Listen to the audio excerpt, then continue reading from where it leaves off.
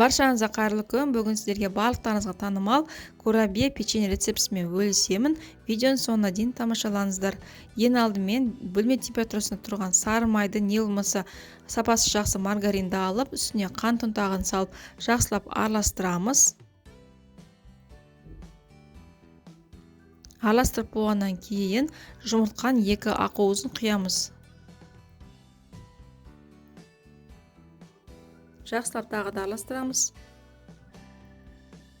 Ең соңында ұнымызды салып, қамырымызды илейміз.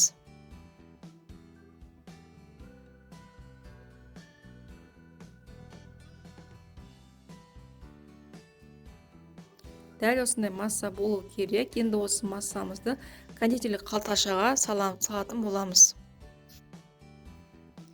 Және де кейіннен противнімізге дәл осылай печеньелерімізді сығып аламыз. Менде мұнда насадка открытая звезда.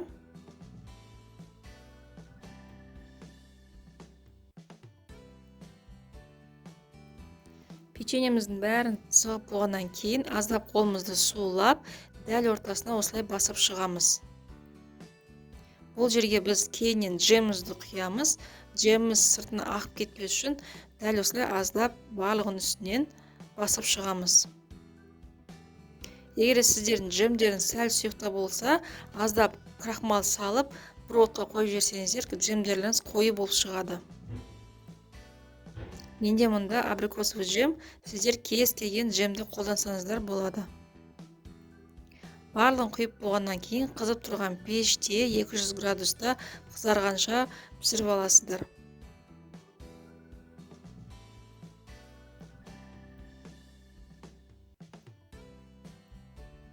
Міне печеньеміз дайын, өте керемет болып шықты. Міндетті түрде осы рецептпен дайындап көріңіздер. Жұмсақ, нәзік болып шықты. Астарыңыз дәмді болсын.